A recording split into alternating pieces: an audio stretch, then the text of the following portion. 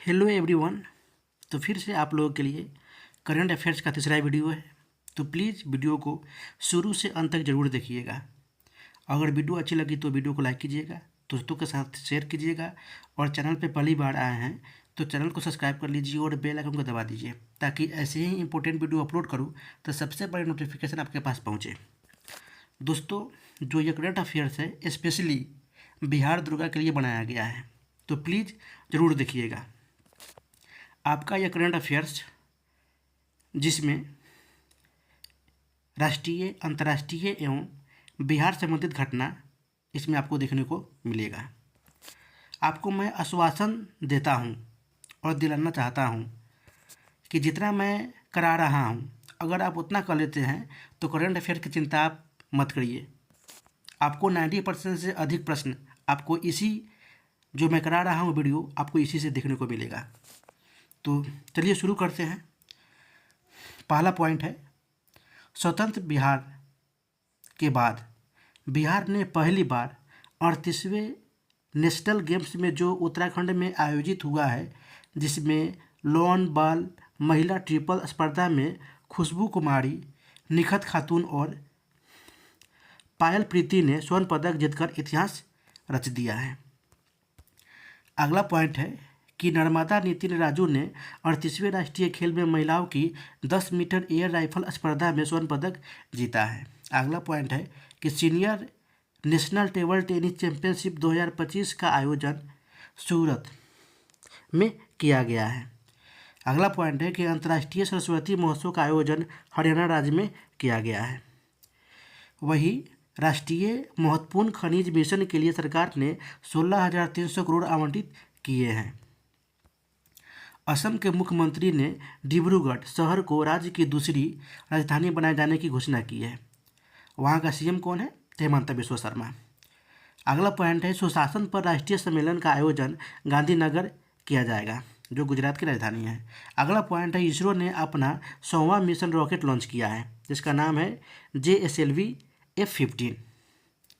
अगला पॉइंट है कि श्रीलंकाई धरती पे दोहरा शतक लगाने वाले पहले ऑस्ट्रेलियाई बने हैं Usman Khawaja. ICC women's cricket of the year 2024 चुने गई है अमेलिया केर, जो कि ये खिलाड़ी है न्यूजीलैंड के।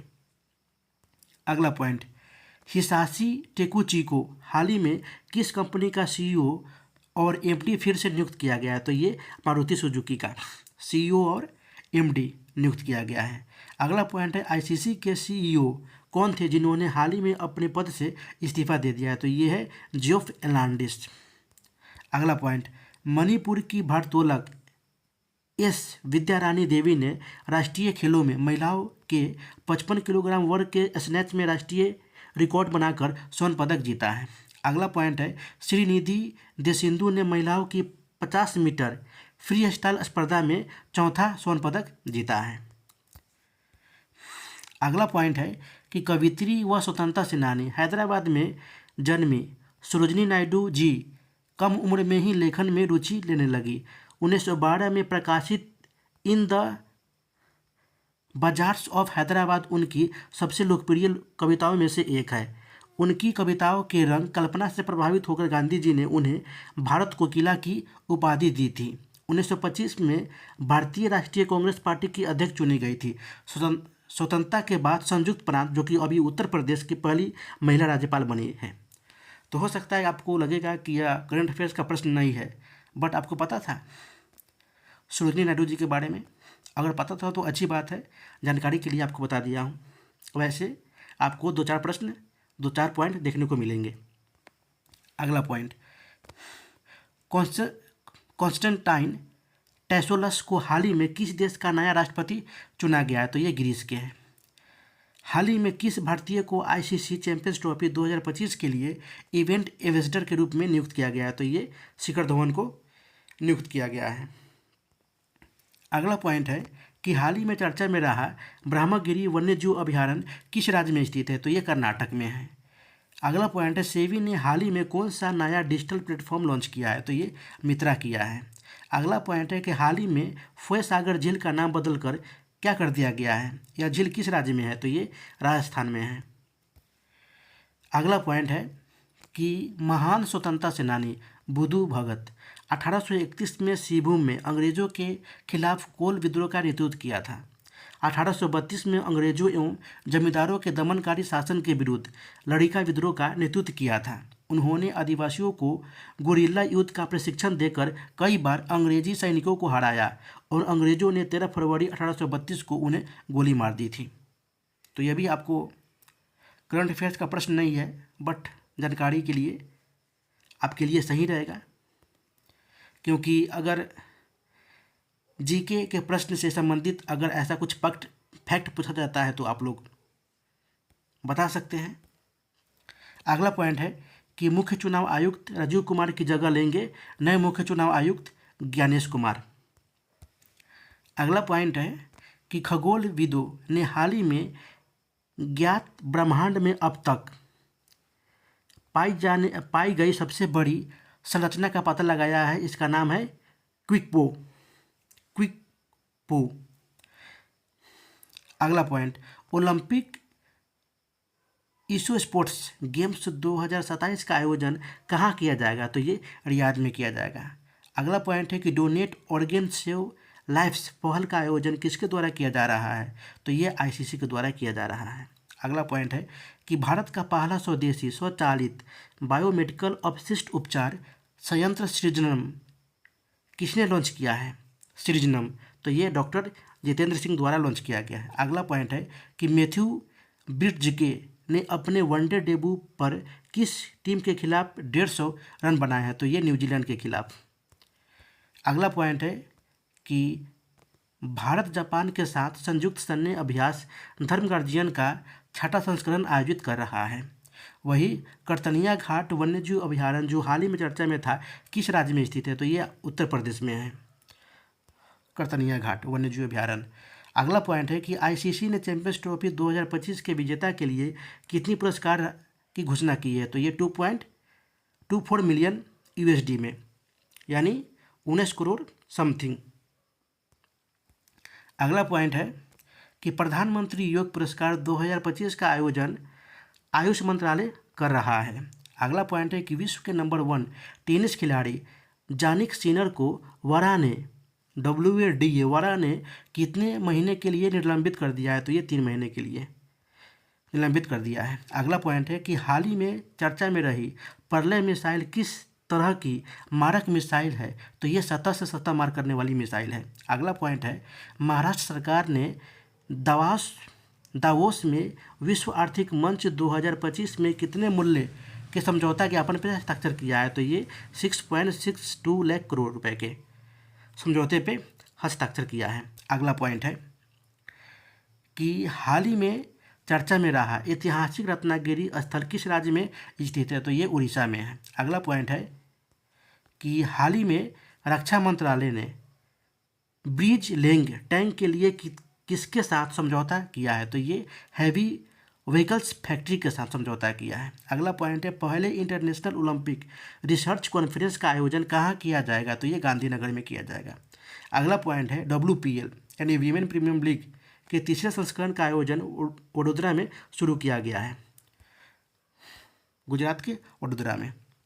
अगला पॉइंट है कि इंडोनेशिया देश की नौसेना द्वारा बहुपक्षीय नौसेना अभ्यास कोमोडो आयोजित किया गया है। अगला पॉइंट है हाल ही में जारी जलवायु जोखिम सूचकांक 2025 में भारत 6वें स्थान पे रहा है। स्पोर्ट्स स्टार एसएस अवार्ड 2025 में स्पोर्ट्समैन ऑफ द ईयर का पुरस्कार स्वप्नल कुसाले को प्रदान किया गया है। वही स्पोर्ट्स स्टार एसएस अवार्ड 2025 में sports star of the year जो कि महिला को पुरस्कार मनु भाकर को प्रदान दिया गया है। अगला पॉइंट, भारत की पहली जीसीसी नीति का अनावरण मध्य प्रदेश राज्य सरकार द्वारा किया गया है। वही ब्रिटिश साम्राज्य का सबसे उत्कृष्ट आदेश सम्मान से हाल ही में एन चंद्रशेखरन को सम्मानित किया गया है। अगला पॉइंट है कि कॉन्स्टेंटाइन टेसोलस हाल ही में ग्रीस के प्रधानमंत्री बने हैं।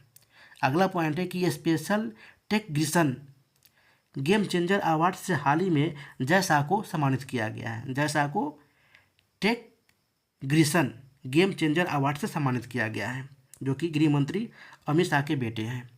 अगला पॉइंट है, और ये आईसीसी के सचिव भी हैं। विश्व सरदार शिखर सम्मेलन 2025 का आयोजन हाल ही में ये दुबई में किया गया है। अगला पॉइंट है कि पंकज अडवाणी ने 14वीं बार एशियाई स्नूकर खिताब जीता है।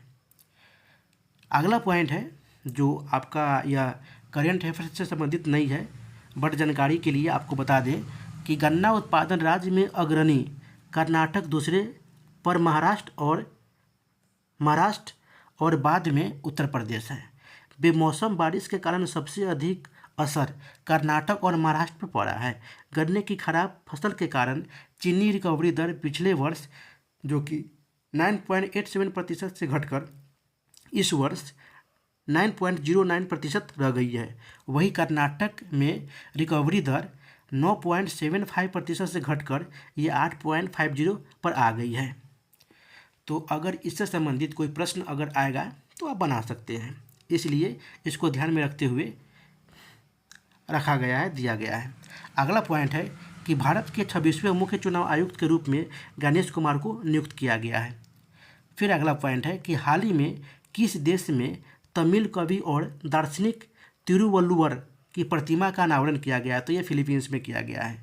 अगला पॉइंट है कि 5वीं बहुपक्षीय नौसेना अभ्यास कोमोडो का आयोजन कहाँ किया जा रहा है, तो ये इंडोनेशिया में किया गया है। अगला पॉइंट है कि हाल ही में यूके में मानद नाइटहुड की उपाधि से किसे सम्मानित किया गया है, तो ये एन चंद्रशेखरन को सम्मानित किया गया है। अगला पॉइंट है कि दूरसंचार विभाग डीओटी बुनियादी ढांचे में मजबूत बनाने के लिए किसके साथ समझौता किया है, तो ये अंतर्राष्ट्रीय दूरसंचार संघ यानी ITU के साथ समझौता किया है। तो दोस्तों फिलहाल अभी के लिए इतना ही।